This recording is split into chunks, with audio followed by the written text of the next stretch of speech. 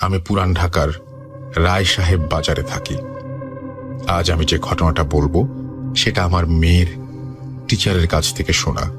এই ঘটনাটি টিচারের চাচাতো ভাইয়ের সাথে ঘটেছে। আমি যেভাবে শুনেছি তা আমি সেভাবে লিখলাম। তার চাচাতো ভাই মোট 3 জন। যে ভাইয়ের সাথে ঘটনা ঘটেছিল সে ছিল বাড়ির বড় ছেলে। যে ঘটনাটি দেখেছিল সে তার ছোট ভাই। বড় ভাইয়ের বিয়ের কথা ঠিক হলো তাদের পাশের গ্রামে। মেয়ে দেখে বাড়ির সবাই খুব পছন্দ হলো, কারণ মেয়েটি খুব সুন্দর। তবে তার বড় ভাই বিয়ে করতে রাজি হলো না। তারপরও মা বাবা যেহেতু চেয়েছিলেন, তাদের উপরে কোনো কথা বলল না সে। বিয়ের দিন ঘনিয়ে আসে। গায়ে হলুদের রাতে মেজ ছেলেটা দেখে যে বাড়ির সবাই ঘুমিয়ে পড়েছে, তবে তার ভাই একা বাড়ির বাইরে বড় একটি আম গাছের ওপরে তাকিয়ে আছে। মেজু ভাইটি এগিয়ে যেতে সে ঘাবড়ে উঠে বলে, তুই এখানে কেন এসেছিস? যা শুয়ে পড়, কাল তাড়াতাড়ি যেতে হবে। আমি ভাইয়ের কথা শুনে চলে গেলাম। আমার বড় ভাই আমাকে অনেক আদর করত। পরের দিন বিয়ে বাড়ি, যেই বিয়ের কাজ সুসম্পন্ন হয়, আমরা নতুন ভাবিকে বাসায় নিয়ে এসে সবাই খুশি হয়ে অনেক লোকজন এসেছে নতুন বউ দেখতে। কিন্তু আমি দেখি যে ভাইটা আমার দূরে দূরে। মা বলল যে বউ ভাতের দিন তোরা কাকে কাকে সাথে নিবি। ভাই বলে আমার আর আমার এক চাচাতো ভাইয়ের কথা। মা বলে কাল গেলে তোকে 3 দিন থাকতে হবে। আমরা 2 জন খুবই খুশি। কখন ভাইয়ের শ্বশুর বাড়ি যাব। বউ ভাতের দিন আমরা সব কাজ সেরে বিকেল বেলায় ভাইয়ের শ্বশুর বাড়ি চলে যাই। নতুন জায়গা, নতুন সব মানুষ। রাতের খাবার সেরে আমি ও আমার চাচাতো ভাই বড় ভাইয়ের ঘরে গিয়ে দেখি ভাইয়া একটি চেয়ারে বসে আছে আর ভাবি খাটে বসে আছে। আমরা কিছুক্ষণ ভাবির সাথে দুষ্টুমি করলাম, কিন্তু ভাইয়াকে কেমন যেন গম্ভীর হয়ে থাকতে দেখলাম। রাত 11টা বাজে। তখন ভাবির মা এসে বলল, তোমাদের বিছানা করা হয়েছে পাশের রুমে, এসো ঘুমিয়ে পড়ো। আমরা ভাইয়ের কাছ থেকে বিদায় নিয়ে চলে যাই। রুমে এসে আমি ভাবি ভালো করে দরজাটা আটকে দিই। আমার চাচাতো ভাইকে বলি যে তুই ওয়াশরুমে যাবার দরকার হলে আমাকে বলিস। এভাবে বলে আমরা 2 জন ঘুমিয়ে পড়ি। ঘুমানোর পর 2-3 ঘন্টা কি হবে, স্বপ্নে দেখতে পাচ্ছি যে আগুন জ্বলছে। গরম আগুনের তাপ আমার খুব কাছে এসে লাগছে। আমি বুঝতেই পারছি না। হঠাৎই আমার চোখ খুলতেই দেখি আমার রুমে আগুন জ্বলছে। আগুনের ভেতর দিয়ে আমি দেখি যে আমার খুবই আদরের সেই বড় ভাইয়া হারিকেনের তেল নিজের শরীরে ঢেলে দিচ্ছে। আমি চিৎকার করতে লাগলাম, কি করব বুঝতে পারছি না। পাশে চাচাতো ভাই ও পাগলের মতো চিৎকার করতে লাগলো। আমি দেখতে পারছি ভাইয়ের মুখে কোনো শব্দ নেই, সে চুপ হয়ে বসে আছে আর আমার দিকে তাকিয়ে আছে। বাড়ির সবাই আমাকে বলছে দরজা খোল। আমি আরো অবাক হই যে আমি ঘুমানোর আগে দরজা বন্ধ করেছিলাম, কিন্তু ভাইয়া ঘরে আসলো কিভাবে। আমি অনেক কষ্ট করে দরজাটা খুলে দেই। সবাই পানি দিয়ে আগুন নিভিয়ে ভাইয়াকে হাসপাতালে ভর্তি করে। আমি পাগলের মতো চিৎকার করতে লাগলাম, কি করব বুঝতে পারছি না। বাবা মা বাড়ির সবাই। ডক্টর বলে 70% পুড়ে গেছে। পুলিশ এসে সবাইকে জিজ্ঞেস করলেন কি করে হলো। পুলিশ সন্দেহ করছেন ভাইয়ের শ্বশুর বাড়ির লোকদের। ভাবির মুখে শুনলাম রাতে ভাই নাকি তাকে বলে তুমি ঘুমাও। আমি তাকে বললাম আপনি ঘুমাবেন না? উনি উত্তর দিল না। জানালার কাছে গিয়ে বড় একটি গাছের দিকে তাকিয়ে আছে। ভাবি ভাবল প্রথম দিন, কাল ঠিকই কথা বলবে। তবে ভাবি বলল যে সে কখন কিভাবে ঘর থেকে উঠে গেছে সে জানে না। এভাবে ভাবি বলতে বলতে অজ্ঞান হয়ে গেল। হাসপাতালের বেডে ভাইয়া তাকিয়ে তাকিয়ে সবাইকে দেখছে, আর আমার মা ভাইকে জিজ্ঞেস করছে এটি কিভাবে হলো। সে কোনো উত্তর দিল না। আমার মা ভাই যখন জিজ্ঞেস করলো এটি কিভাবে হলো, সে কোনো উত্তর দিল না, শুধু তাকিয়ে থাকে রুমের একটি কোণায়। দ্বিতীয় দিনে আমি পুলিশকে বলি ঘটনা ঘটেছে আমার সামনে।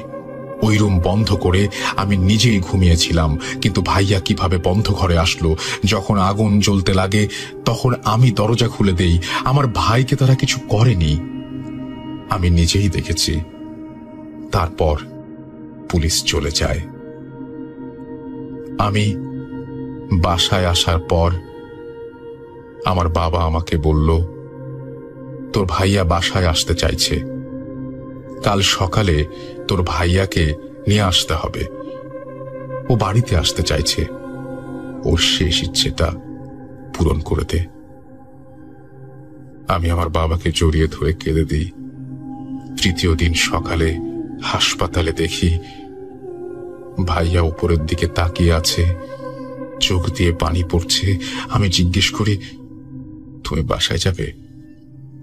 আমার দিকে তাকিয়ে চোখের ইশারায় হ্যাঁ বলে। হাসপাতাল থেকে আমরা ফিরে আসি 12টার দিকে। বাসায় আসার পর ভাইয়া কেমন যেন করছে। বাবা, মা, ভাবি সবাই তাকে দেখতে আসছে, কিন্তু সে চুপ করে উপরের দিকে তাকিয়ে থাকে। বিকেল বেলায় আনুমানিক 4টার পর হঠাৎ করে কথা বলতে লাগলো। তাকে সেই বড় গাছের নিচে নিয়ে যেতে বলল। বাবা, আমি, আমার আরো ভাইরা তাকে চাদরে শুইয়ে সেখানে নিয়ে যাই।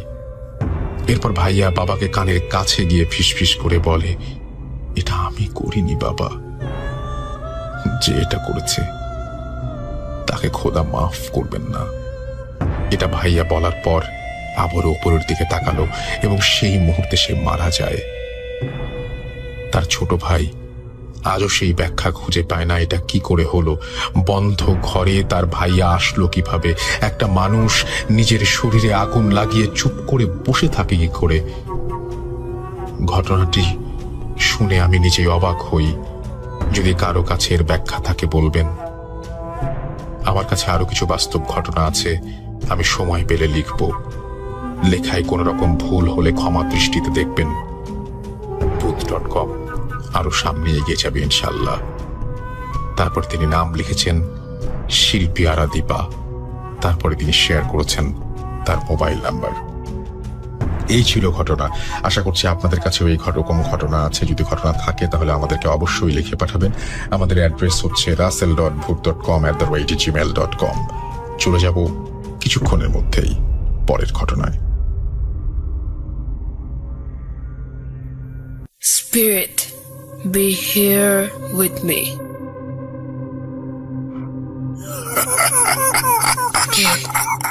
কে তুমি? Bhoot.com. The fear returns with Russell.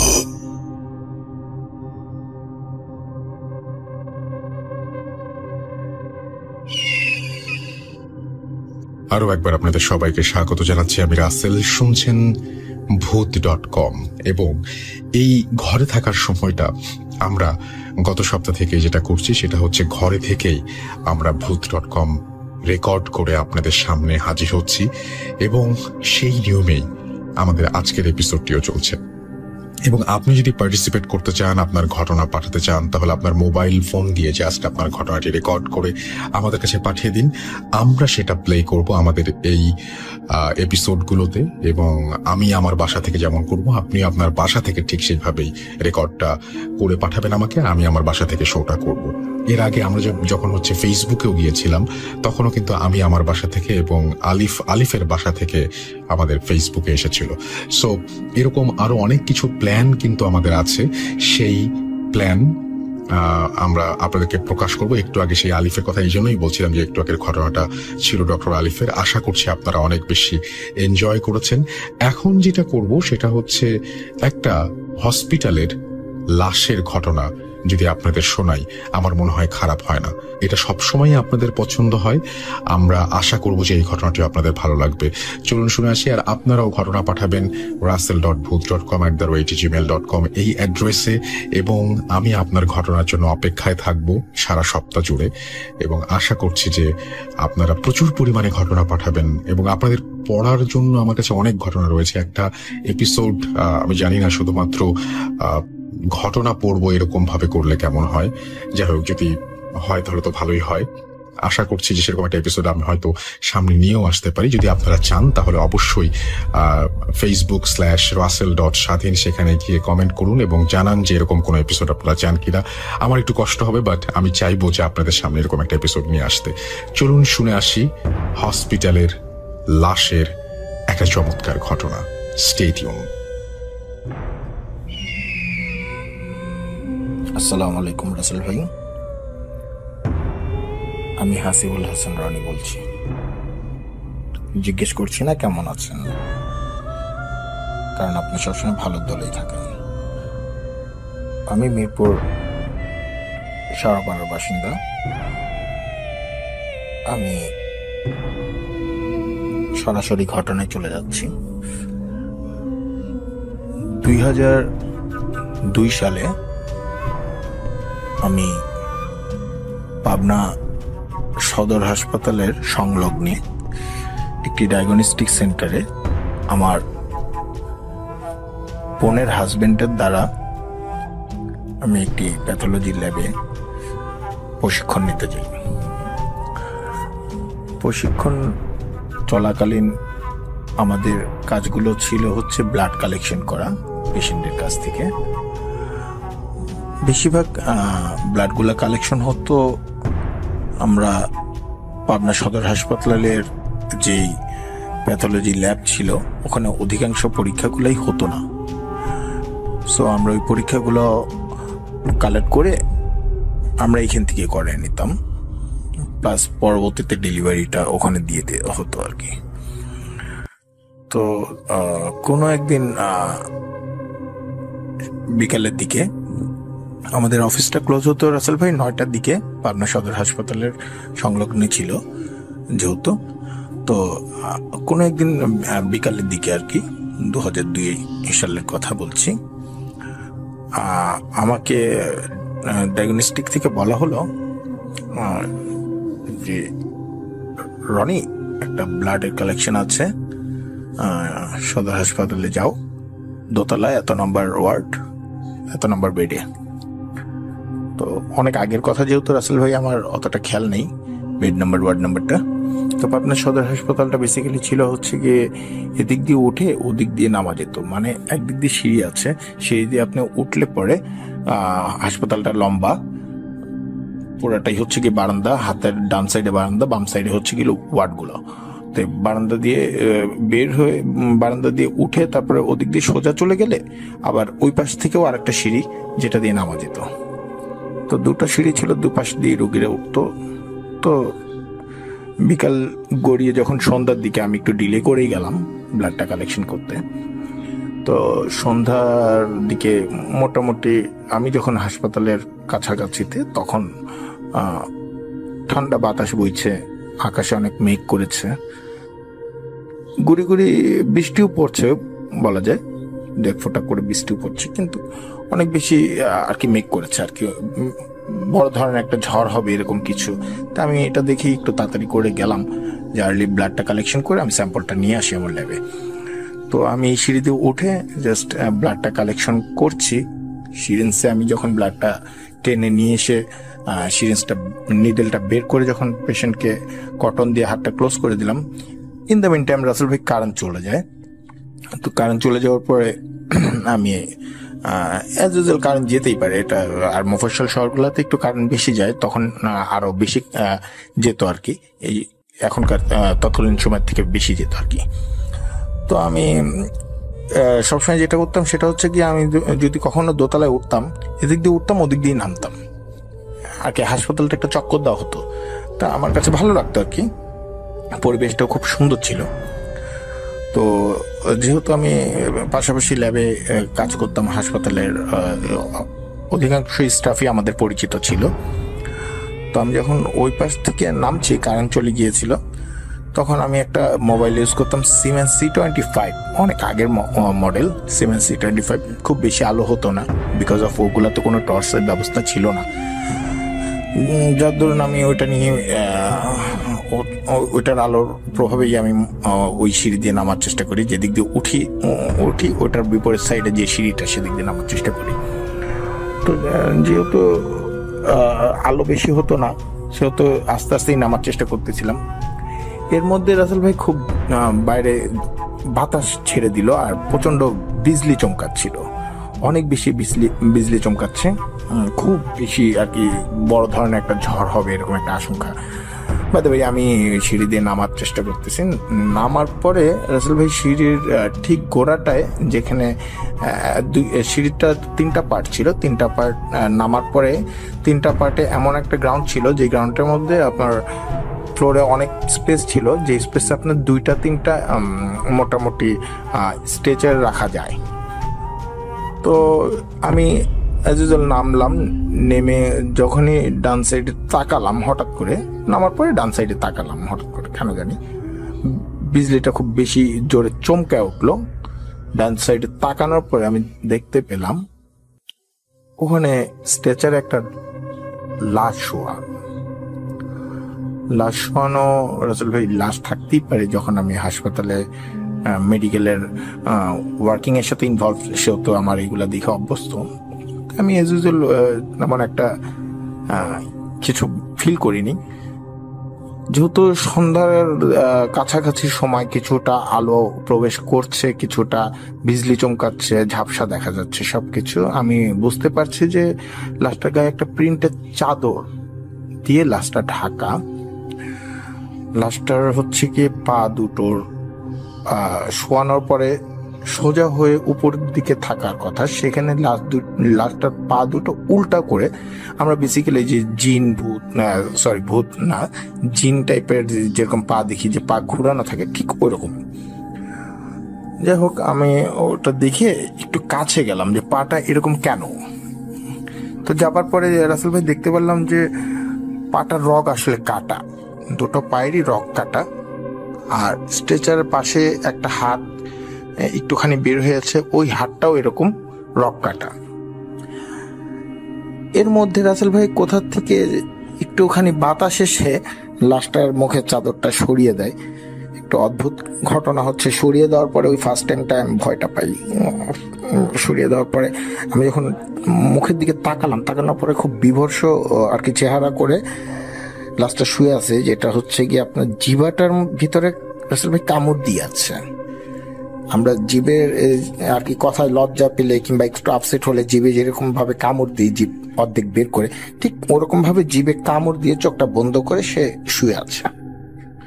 তো মুখটা দেখতে খুব অদ্ভুত লাগলো, মনে হলো যে ঘন্টা 3-4 আগে হয়তো বা মারা গেছে, লাশটা পোস্টমর্টমের জন্য ওখানে রাখা। এনিওয়ে, আমি ওইটা দেখে একটু ভয় পাওয়ার জন্য আমি ওই জায়গাটা লিভ করার ট্রাই করলাম। যেহেতু এই সিঁড়ি দিয়ে নেমেছি, সেহেতু আমার হাসপাতালের নিচতলার ওই মাথায় যাওয়ার পরে আমি গেটটা পাবো।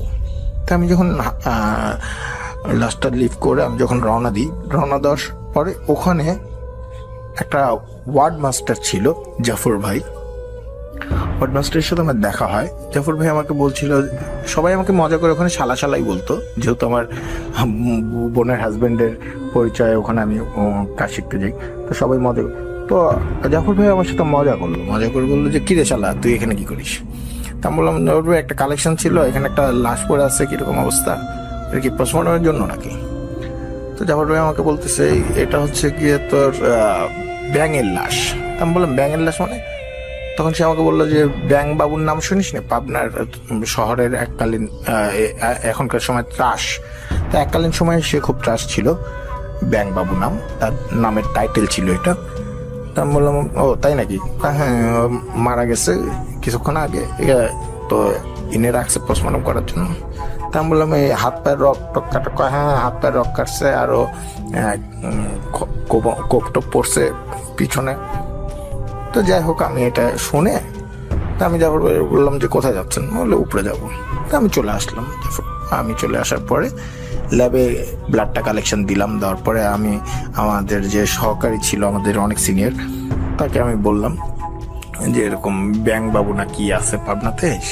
আমার বেসিক্যালি রাসেল ভাই ঢাকাতেই জন্ম, আমি পাবনায় ওই কাজের জন্যই যাই। আমি পাবনা ত্রাসিক কি আর শিল্পপতিকে আমি অতটা ভালো করে চিনতাম না। তো যাই হোক, সে আমাকে বললো, ও ব্যাং মারা গেছে নাকি, তাই নাকি? উনিও খুব আর কি শুনলো আমার কাছ থেকে ঘটনাটা, ইন্টারেস্টেড হয়ে শুনলো আর কি। শোনার পর আমি তাকে বললাম যে হ্যাঁ মারা গেছে, এভাবে বিভৎসকর অবস্থায় মারা গেছে। তো আমার এতটুকু মনে আছে রাসেল ভাই, সেই দিনটা ছিল বৃহস্পতিবার। তো শুক্রবারের দিন বন্ধ ছিল আলটিমেটলি আমাদের অফিস। তো শুক্রবারের দিন আমি অফিসে যাইনি, আমরা চলে আসলাম বাসায়।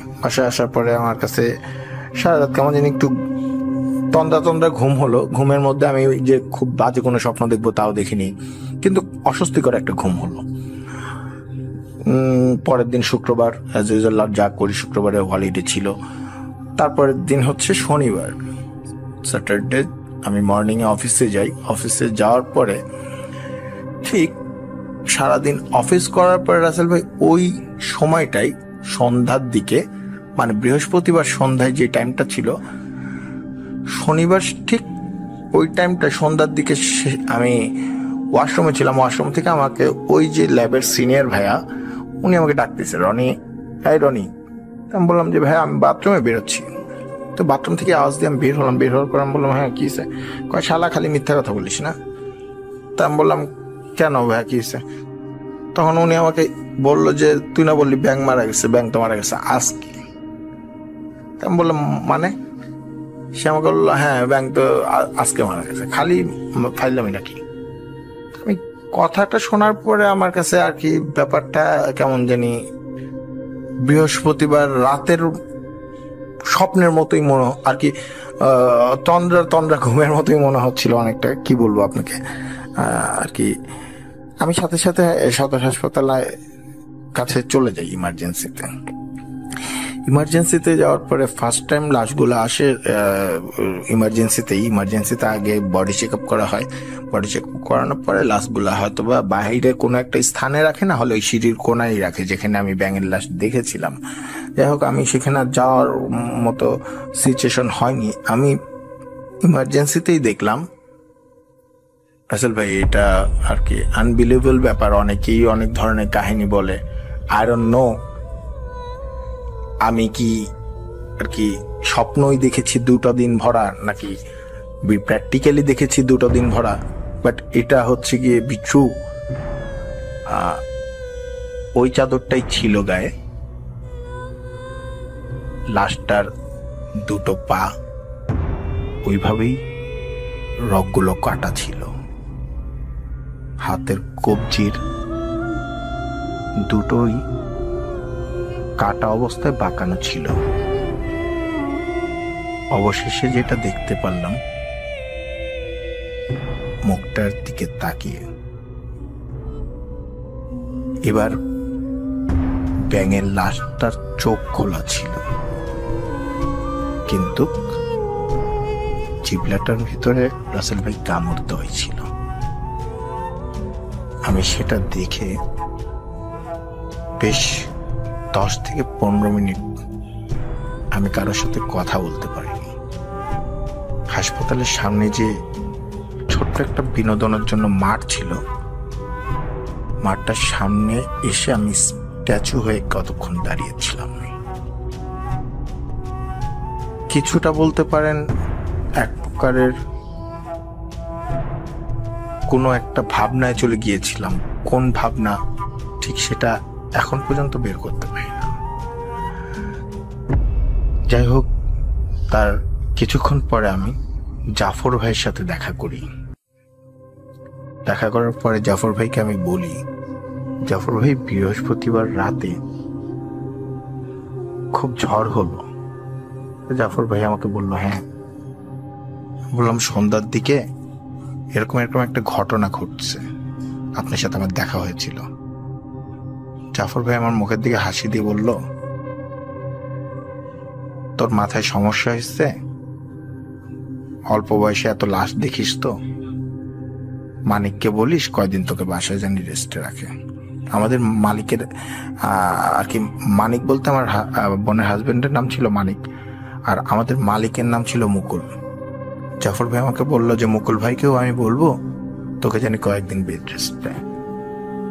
এরকম অদ্ভুত কথাবার্তা বলিস কেন? তখন আমি তার হাতটা চেপে ধরে বললাম যে জাফর ভাই, সত্যি আপনি আমাকে বলেছিলেন এটা ব্যাঙের লাশ, তাই বলে আপনি উপরেও চলে গেলেন। জাফর ভাই আমার কাছ থেকে হাতটা ঝাটকা দিয়ে টান দিয়ে বলল, যেহেতু লাশ আসছে অনেক কাজ আছে, এসব কথা আর কাউরে বলিস না, বোকা ছেলে কোথাকার। কি বলিস এগুলা? একটা মানুষ কবার মরে? এখন আমার গায়ের কাটা শিংড়ে ওঠে রাসেল ভাই। আসলেও একটা মানুষ কবার মরে।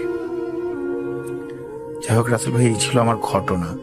তারপর আমি 3 দিনের বেড রেস্টে থাকি। মেন্টালিটি ঠিক করতে না করতে ডিসিশন নিয়ে নিই আমি আর প্যাথোলজির কাজ শিখবো না। আমি ঢাকা চলে আসি। আর কখনো আমি সদর হাসপাতালের ভেতরে ঢুকে ওই জায়গাটায় আজও পর্যন্ত যেতে পারিনি।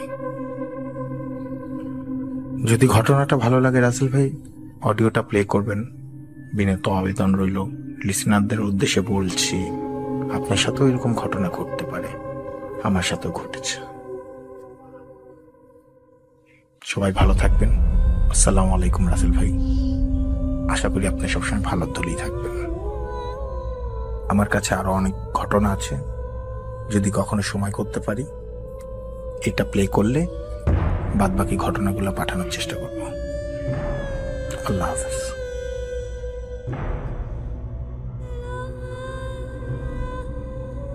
Spirit, be here with me.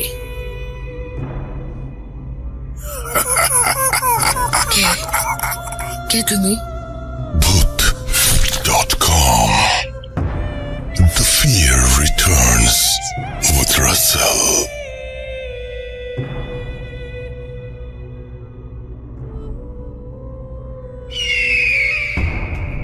আরো একবার আপনাদের সবাইকে স্বাগত জানাচ্ছি, আমি রাসেল। আমাদের কাছে একটা নার্সের ঘটনা রয়েছে, আমাদের কাছে একজন ডক্টরের ঘটনা রয়েছে। আমি ভাবছিলাম যে কোন ঘটনাটা আগে প্লে করি। অনেক ভেবে চিন্তা দেখলাম যে আচ্ছা, নার্স থেকে ডক্টরে যাই।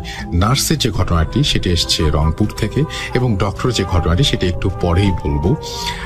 চলুন আমরা শুনি সেই ঘটনাটি কি ছিল। এবং এইখানে আরো একটা ঘটনা রয়েছে ডক্টর আলিফের, না শুধু আলিফের, যশোর থেকে। সেটা আমরা হয়তো প্লে করবো একে একে। ইন দ্য মিন টাইম আমাদের ইমেল অ্যাড্রেসটা আরো একবার শেয়ার করতে চাই। আমাদের ইমেল অ্যাড্রেস হচ্ছে russell.booth.com@gmail.com। আচ্ছা, আমি জানতে চাই যে আপনারা এই সময়টা আসলে কিভাবে কাটাচ্ছেন। এই যে বাসায় থাকার পুরো সময়টা আপনারা চাইলে কিন্তু বিভিন্ন প্রতিদিনই সাথী অ্যাপে ঢুকে আমাদের এপিসোডগুলো শুনতে পারেন এবং আমাদের সাথে পুরোটা সময় থাকতে পারেন। এবং আমি বলবো যে একেবারে আতঙ্কিত হবেন না, নিজেকে সুরক্ষিত রাখুন, নিজের পরিবারের মানুষদের নিয়ে ভালো থাকুন, সেটাই আশা করব। এবং আমাদের কাছাকাছি থাকুন, booth.com এর সঙ্গে থাকুন, এবং আপনাদের জন্য অনেক দোয়া, অনেক ভালোবাসা।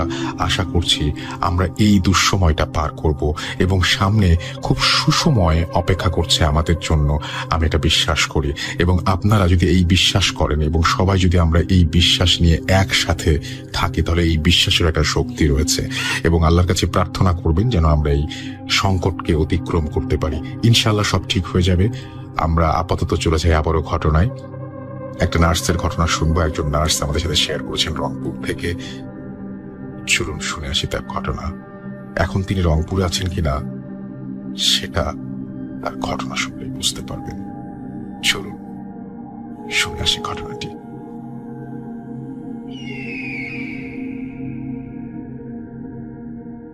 হ্যালো রাসেল ভাই, আসসালামু আলাইকুম। আমি রংপুর থেকে সিয়াম বলছি। আর আসলে as a health care provider আমার আসলে সবসময় ঘটনা পাঠানো বা সবসময় আসলে বুথ এফএম বা booth.com যেটাই বলেন তার সাথে থাকা আসলে সবসময় সম্ভব হয়ে ওঠে না। বাট আমি booth.com এর বর্তমানে booth.com এর অনেক বড় একটা ফ্যান, আমি বুথ এফএম এরও ফ্যান ছিলাম। যাই হোক, আপনি এত বড় একটা প্রোগ্রাম অ্যারেঞ্জ করছেন এত কষ্ট করে, সেজন্য আপনাকে অনেক অনেক অনেক ধন্যবাদ। তো আজকে আমি যে ঘটনাটা শেয়ার করছি সেই ঘটনাটা আসলে আমার পরিবারেরই একজনের সাথে ঘটা, আমি তার নাম বলবো না। তো তারা স্বামী স্ত্রী দুজনই হচ্ছে সরকারি চাকরিজীবী। হ্যাঁ, তো তারা একটা জায়গায় বাসা ভাড়া থাকতো, মানে ভাড়া থাকতো বলতে সরকারি কোয়ার্টারেই থাকতো আর কি। কোনো এক জায়গায়।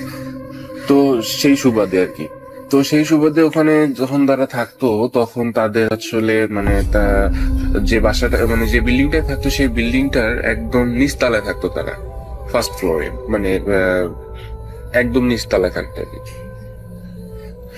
তো সেই নিচতলায় আসলে তখন আমি অনেকদিন আগের কথা বলছি, তখন আমার বয়স তখন কত হবে, তখন 10 বছর বয়স হবে আমার।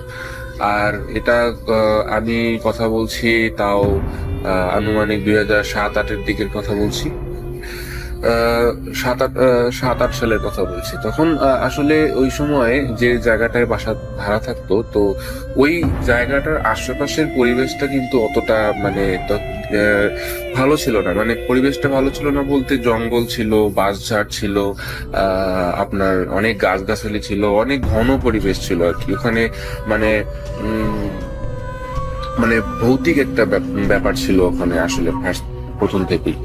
তো আসলে যে ঘটনাটা ঘটছে সেটা হচ্ছে তো আমার যে ওই আত্মীয় উনি হচ্ছেন দুজনই যেহেতু সার্ভিস হোল্ডার ছিল, সেহেতু ওনাদের মধ্যে ওনারা ডিসাইড করলেন একদিন যে আশেপাশের যে জায়গাটা আছে সেই জায়গাটা আসলে পরিষ্কার করবেন আর কি। পরিষ্কার করে ওটাকে একটা ডিসিপ্লিন, একটা পরিবেশের সৃষ্টি করবেন তারা, এরকম একটা ডিসাইড করলেন। তো তারা হচ্ছে তো গেল ওখানে, মানে আশেপাশের পরিবেশের পিছনে একটা বাঁশঝাড় ছিল, পিছনে এরকম অনেক গাছগাছালি ছিল।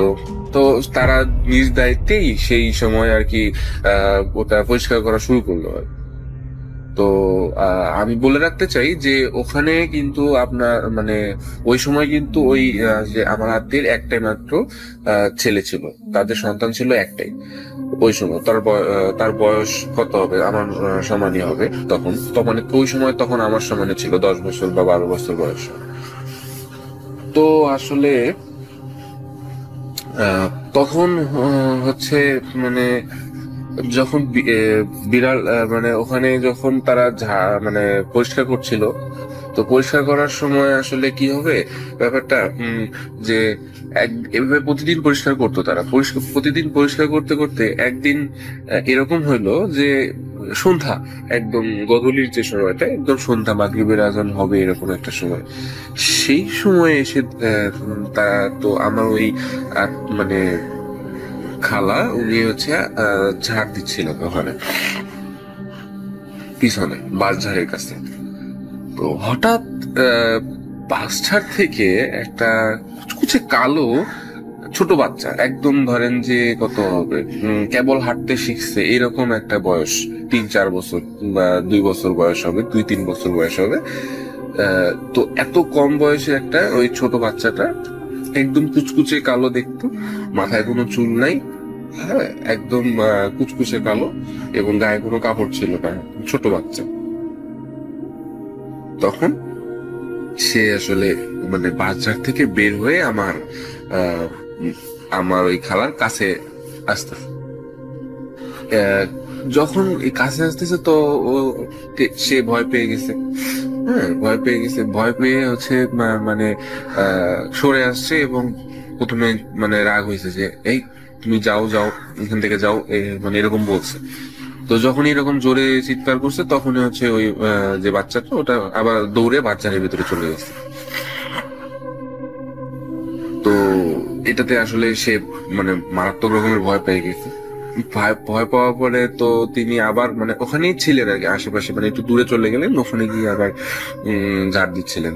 তো একদিন ওই বাচ্চাটা আবার বাচ্চার থেকে বের হয়ে হচ্ছে আবার ওই আমার খালার কাছে চলে আসে, মানে কাছে আসতে যাচ্ছে, মানে জড়া ধরতে যাচ্ছে। এরকম ছোট বাচ্চারা যেমন আলিঙ্গন করতে চায় বড় বাচ্চা বড়দেরকে, ঠিক তেমনি আলিঙ্গন করতেছে। তো আমার যে খালা উনি হচ্ছে হাতে ঝাড়ু ছিল, সেই ঝাড়ু দিয়ে বাচ্চাটাকে মারছে,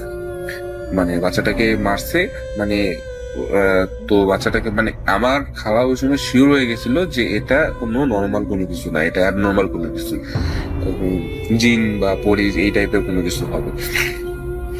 মারছে এবং মারার সাথে সাথে বাচ্চাটা দৌড়ায়া বাজারের ভিতরে চলে গেছে। এভাবে কন্টিনিউয়াসলি সে বাচ্চাটা আরো 2 বার আসছে, এবং ওই বাকি 2 বারই আমার যে খালা উনি হচ্ছে ঝাড়ু দিয়ে মারছে এবং চলে গেছে। ভিতরে চলে গেছে। তো এটাতে আমার খালা প্রচুর ভয় পাইছে, এবং তারপরে তিনি বাসায় আসছেন। বাসায় আসার পরে তার রুমের মধ্যে তিনি ছিলেন, কিন্তু যন্ত্রণা শুরু হয়েছে তারপর থেকে। ঘটনাটা কিরকম, যে রাতের বেলা যখন আমার খালা রাতে ঘুমিয়ে আসছেন, মনে হচ্ছে যে উপরে মানে দ্বিতীয় তলায় কে যেন মানে যে আগে ছিল না যে শিলপাটা, যে মশলা বাটতো বা বাটে, যে একটা শিলপাটা পাথরের উপরে, তো শিলপাটার মধ্যে কে যেন হচ্ছে মশলা বাটতেছে বা এরকম মনে হচ্ছে উপরতলায় রাতে 3টা-4টার দিকে। তো রাতে 3টা-4টার দিকে এটা কিন্তু পুরোপুরি অ্যাবনর্মাল, আসলে কোনো ফ্যামিলিতে এরকম আসলে রাত 3টার দিকে। তো পরের দিন দুপুরের দিকে খালা চলে গেছে উপরে গিয়ে জিজ্ঞেস করছে ওদেরকে দ্বিতীয় তলায় যারা থাকতেন। তো তাদেরকে জিজ্ঞেস করার পরে তারা বলতেছে, না আমাদের বাসায় তো মানে ওই শিলপাটাই, যেটা শিলপাটা বলি আমরা, সেই শিলপাটাটাই নাই, মানে ওরকম বাটার মতো কোনো কিছু নাই তারা কেন শিলপাটা। এটাতে তো মানে অবাক হয়ে গেছে। তো বিভ্রম মনে করেই তারা আমার খালা ওটা ছেড়ে দিচ্ছে, ব্যাপারটাকে ইগনোর করছে। তো মজার ব্যাপার হচ্ছে, তার এভাবে করতে করতে করতে করতে তো ওইখানকার একটা চিকন গাছ ছিল, মানে ওই বাঁশঝাড়ের পাশে একটা চিকন গাছ ছিল। তো চিকন গাছটা মানে বাঁশঝাড়ের ঠিক পাশেই ছিল, এবং ওটা অনেক চিকন গাছ ছিল, আম গাছ ছিল এটা সম্ভবত। তো সেই আম গাছে মানে চিকন একটা আম গাছ ছিল, মানে কেবল রোপণ করা হয়েছে, রোপণ করার পরে বড় হয়েছে, লম্বা হয়েছে, এরকম 12 ফিট লম্বা হবে এরকম। হ্যাঁ, তো এই গাছটা, তো আমার যে খালু ছিলেন উনি আর কি মানে একটা মানে রাস্তার মাঝখানে গাছটা ছিল আর কি, মানে যে জায়গা দিয়ে মানুষ হাঁটবে সেই রাস্তার মাঝখানে, যেহেতু ওটা একদম মানে মানে জঙ্গল টাইপের জায়গা ছিল, তো সেই রাস্তাটা ছিল, রাস্তার মাঝখানে গাছটা জন্মাইছিল। তো গাছটাকে তো আমার যে খালু আছে উনি কেটে দিছে, ঠিক আছে, গাছটাকে কেটে দিছেন। যেদিন কেটে দিছেন সেদিন রাতের বেলা আমার খালা রাতে স্বপ্নে দেখলেন যে তোর কোনোদিন আর সন্তান হবে না, এরকম একটা স্বপ্ন দেখছেন তিনি। কে যেন রাতে স্বপ্নে তাকে এসে বলতেছে যে তোর আর কোনোদিন সন্তান হবে না, এই ধরনের একটা কথা বলছে।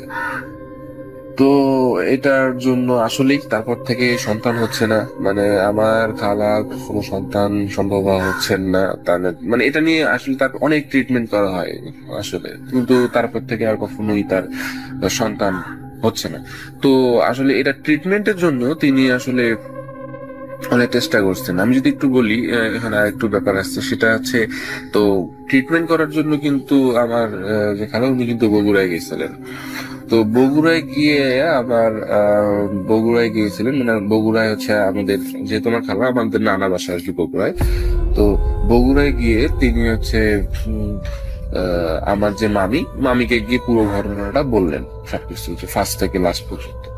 তো উনি আমার মামি বললেন যে এখানে অনেক ভালো একজন বুজুর্গ ব্যক্তি আসে, এই ব্যক্তির কাছ থেকে যদি আমরা যাই তাহলে হয়তো একটা সলিউশন হতে পারে।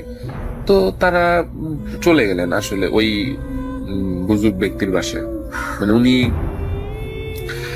উনি আর কি এই ধরনের সমস্যাগুলো সমাধান করতে পারতেন। তো ওনার বাসা ছিল অনেক দূরে ছিল, ওই সময় আমরাও গিয়েছিলাম আর কি, আমরাও গিয়েছিলাম, সব পরিবার একসাথেই গিয়েছিলাম ওখানে। তো তখন আমিও ছোট, ও ছোট, দুজন মিলেই গিয়েছিলাম। তো আমরা গিয়েছি, যাওয়ার পরে হচ্ছে ওই বুজুর্গ ব্যক্তির অনেক দূরের বাসা, আমাদের নানা বাসা থেকে অনেক দূরের বাসা ওনার। তো অনেক দীর্ঘ যাত্রা আমরা করলাম, করার পরে ওখানে পৌঁছানোর পরে ওনার বাসায় গিয়ে ঢোকার পরে উনি তখন মানে এরকম রোগী দেখতেছিলেন আর কি, মানে ওনার কাছে আরো অনেকেই আসছে আর কি সলিউশন নিতে। তো উনি সবার ট্রিটমেন্ট দিচ্ছেন। তো আমাদেরকে বসতে বললো, তা আমরা ঘরের ভিতরে ওই দিকে গিয়ে বসলাম। তো আমি যেটা লক্ষ্য করলাম, এটা আমার নিজের চোখে দেখা, আমি যেটা লক্ষ্য করলাম, ওই বাসায় অসংখ্য বিড়াল। আপনি কল্পনা করতে পারবেন না রাসেল ভাই যে ওখানে আসলে কতটা বিড়াল ছিল, আপনার আইডিয়াতেও থাকবে না যে এত বেশি বিড়াল ওখানে ছিল। মিনিমাম আপনার একটা বাসায় মিনিমাম উপরে 60 থেকে 70টা বিড়াল ছিল। 60 থেকে 70টা অ্যাডাল্ট বিড়াল একটা বাসায় থাকা কিন্তু অ্যাবনর্মাল। অ্যাবনর্মাল এরকম, এটা কিন্তু আসলে মানে নর্মাল কোনো মানুষের বাসায় কিন্তু এতগুলো বিড়াল থাকার কথা না। 60 থেকে 70টা বিড়াল তার বাসায় ছিল, এবং ছোট বাচ্চা যদি হিসাব করি তাহলে আরো বেশি হবে। এই বিড়ালগুলো সবগুলো ছিল সাদা রঙের, সবগুলো বিড়ালই সাদা রঙের ছিল, মানে অন্য কোনো কালারের বিড়াল না, সবগুলোর চেহারা একই রকম। আপনি আলাদা করতে পারবেন না একটা বিড়াল থেকে আলাদা আরেকটা, একবার মিশে গেলে ওই বিড়ালটাকে খুঁজে পাওয়া যাবে না। সব বিড়ালই সাদা।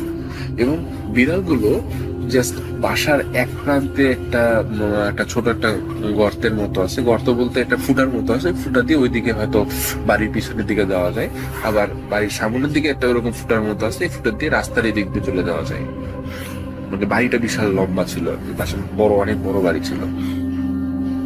তো বিড়ালগুলো জাস্ট খালি ওই মানে বাড়ির পিছনের দিকে চলে যাচ্ছে, এই বাড়ির ভেতর থেকে ওই ফুটা দিয়ে সবগুলো বিড়াল 60-70টা বিড়াল জাস্ট খালি ওই ফুটা দিয়ে বাইরে চলে যাচ্ছে ওই জঙ্গলের দিকে। আবার একটু পরে আবার জঙ্গল থেকে ফিরে জাস্ট ওই ইয়ার ভিতরে চলে আসতেছে, মানে বাড়ির ভিতরে চলে আসতেছে, এবং বাড়ির সামনে যে ছিদ্রটা ছিল, ফুটাটা ছিল, ওই ফুটাটা দিয়ে চলে যাচ্ছে,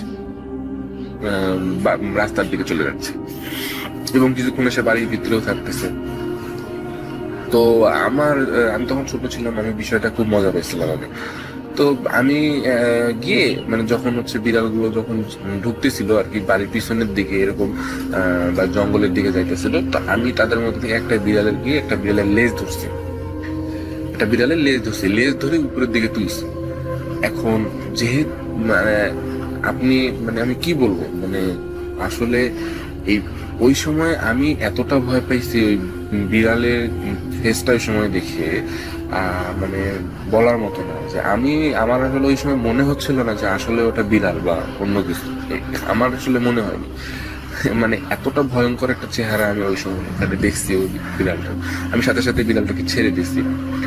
তো যাক, এটা ছিল হচ্ছে ওই বুজুর্গ ব্যক্তির সাথে দেখা করার আগের বিষয়। বুজুর্গ ব্যক্তির সাথে যখন আমি দেখা করলাম, আমার খালা, আমার আম্মা ছিলেন, আমার মামি ছিলেন, আমার খালাতো ভাইরা ছিলেন, সবাই মিলে আসলে সাথে গেলেন। তা আমরা যখন বসেছিলাম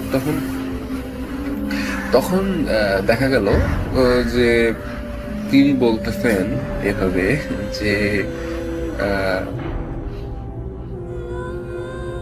যে মা তোমার হচ্ছে, মানে আমার খালাকে বলছে, মা তুমি তুমি রংপুর থেকে আসছো না? তো খালা বলতেছে হ্যাঁ আমি রংপুর থেকে আসছি। বলছে যে তুমি তো এই জায়গায় থাকতে? বলছে হ্যাঁ এখানে থাকতাম। তারপরে বলতেছে যে তোমার বাসার পাশে একটা মোটা কাঁঠাল গাছ আছে না? হ্যাঁ, আসলে কিন্তু সত্যি যে খালারা যেখানে থাকতেন সেখানে কিন্তু একটা মোটা কাঁঠাল গাছ আছে। এটা কিন্তু ওই বুজুর্গ ব্যক্তির জানার কোনো কথা না। হ্যাঁ আছে। বলতেছে যে ওই কাঁঠাল গাছের পাশে যে বাচ্চাটা আছে, সেই বাচ্চাদের পাশে একটা গাছ ছিল। ওই আমার খালু যে গাছটাকে কেটে দিয়েছে সেই গাছের কথা বলছেন, এবং বলছেন যে ওই গাছটা ছিল এবং তোমার স্বামী সেই গাছটা কেটে ফেলেছে। তো আমার খালা বললেন হ্যাঁ আমার স্বামী এটা কেটে ফেলেছে। বলছে হ্যাঁ ওই গাছটা আসলে তোমার স্বামীর কাটা উচিত হয়নি, তোমার স্বামীর ওই গাছটা কাটা উচিত হয়নি। ওই গাছটা কাটার কারণে ওই যে জিনিসটা ওই গাছের মধ্যে থাকতো সেইটা তোমাকে তোমার আর সন্তান হতে দিচ্ছে না, এবং ওখানে একটা একটা পরিবার থাকতো, ওখানে মানে একটা জিনের পরিবার থাকতো। সেই পরিবারের ওই যে ছোট বাচ্চাটার কথা আপনাকে বললাম রাসেল ভাই, সেই বাচ্চাটা ছিল হচ্ছে ওই জিনেরই একটা সন্তান আর কি। তো যেহেতু মানে ওই প্রথমের দিকে একবার মানে ঝাড়ু দিয়ে ওই বাচ্চাটাকে মারছে আমার খালা, এবং পরবর্তীতে যে জিনটা যে গাছটা থাকতো সেই গাছটার হচ্ছে আমার খালু কেটে দিয়েছে। তো এই কারণে, এই ঘটনাটার কারণে আসলে আমার যে খালার তার সন্তান হবে না এই ধরনের একটা কথা বললেন। তো তারপরেও উনি বললেন যে আমি একটু শেষ চেষ্টা করে দেখতে পারি, যদি তুমি চাও আমি শেষ চেষ্টা করে দেখতে পারি। এবং তখন উনি চিকন 3টা পাতা নিলেন, একদম চিকন। আমরা কিছু যে ধানের গাছের যে পাতাগুলো থাকে একদম চিকন এই ধরনের একটা চিকন 3 পাতা নিলেন। 3টা পাতা নিয়ে ছোট ছোট টুকরা করে 3টা পাতা নিলেন। তো 3টা পাতা উনি একটা গ্লাসে ভর্তি করে পানি নিলেন এবং পানি নেয়ার পরে উনি বললেন যে এই গ্লাসের পানির মধ্যে আমি 3টা পাতাকেই আমি ফেলে দিব। 3টা পাতাকে আমি ফেলে দিব। যদি 3টা পাতা 3টা স্তরে থাকে, মানে উপরে একটা, মাঝে একটা এবং পানির তলদেশে একটা, 3 স্তরে থাকে, তাহলে তুমি বুঝে নিও তোমার কখনো আর সন্তান হবে না। মানে এটা মানে এই সাইনটা মানে হচ্ছে, ওনার মতে এই সাইনটা হচ্ছে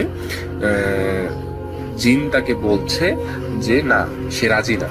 মানে জিন এই যে ঘটনাটা আমার খালার সাথে ঘটাইছে, এই ঘটনাটা রিপেয়ার, মানে এই ঘটনাটা থেকে আমার খালা কখনো বেরোইতে পারবে না। জিন দ্বিমত প্রকাশ করছে যদি এই সাইনটা ওখানে দেখা যায় পানির মধ্যে। আর যদি 3টা পাতাই যদি পানির নিচে চলে যায়, একদম পানির তলদেশে চলে যায়, তাহলে বুঝতে হবে যে জিন এখানে নাই, মানে জিন ছেড়ে চলে গেছে। তো যখন আমার চোখের সামনে দেখা, যখনই উনি পাতাটা দিলেন ওই ইয়ার মধ্যে, 3টা পাতাই পানির উপরে ছেড়ে দিলেন, আপনি বিশ্বাস করবেন না রাসেল ভাই, উপরে একটা পাতা থাকলো, মাঝখানে একটা পাতা থাকলো এবং সব পানির তলদেশে কিন্তু একটা পাতা থাকলো। এবং এই যে পানির তলদেশে একটা পাতা থাকলো, এই যে 3টা পাতা একদম স্থির হয়ে পানির মধ্যে থাকলো। এবং উনি যে কবিরাজ বুজুর্গ ব্যক্তি যিনি যার কাছে, উনি বললেন যে না, তুমি এইখান থেকে তুমি কখনো বেরোতে পারবে না, তোমার কখনো সন্তান হবে না। এবং এটা সত্যি কিন্তু আজ এত বছর পরেও আমার কিন্তু খালার কোনো সন্তান হয়নি। তিনি কিন্তু মানে তার কিন্তু একটাই সন্তান এখন পর্যন্ত। এবং ওই জিনিসটা এখন পর্যন্ত তার সাথে আছে কিনা সেটা আমি জানি না, তবে কিন্তু ওই ব্যাপারটা ঘটার পর থেকে কিন্তু আমার খালার কখনো সন্তান হয়নি। এই ছিল আমার ঘটনা রাসেল ভাই, ধন্যবাদ।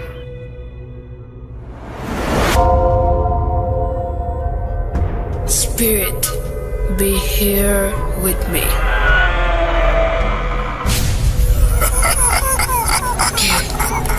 Qu'est Tony? Bhoot.com. The fear returns with Russell.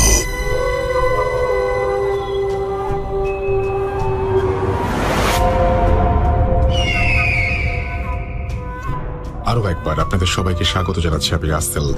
শুনছেন ভূত.com। এবং আমি গত সপ্তাহে দেখেছিলাম যে আপনারা যারা ভূত.com শোনেন তারা পৃথিবীর বিভিন্ন জায়গা থেকে কিন্তু আমাদের ঘটনা পাঠান। পৃথিবীর বিভিন্ন জায়গা থেকে আমাদের ঘটনাগুলো পাঠিয়ে একভাবে যেমন আমাদের সাথে কানেক্টেড থাকেন, ঠিক সেইভাবেই ভূত.comকে আরো সামনের দিকে এগিয়ে নিয়ে যান। এই জন্য আপনাদের জন্য অনেক অনেক অনেক অনেক ধন্যবাদ। এবং আপনাদেরকে ধন্যবাদ দিয়ে কোনোভাবেই ছোট করতে পারবো না। আশা করছি এইভাবে আপনাদের যে সহযোগিতার হাত আমাদের দিকে বাড়িয়ে দিয়েছেন সেটা অব্যাহত থাকবে। চারপাশে রাস্তাগুলো এখন অনেক শূন্য, চারিদিকে সবকিছু অনেক ফাঁকা ফাঁকা।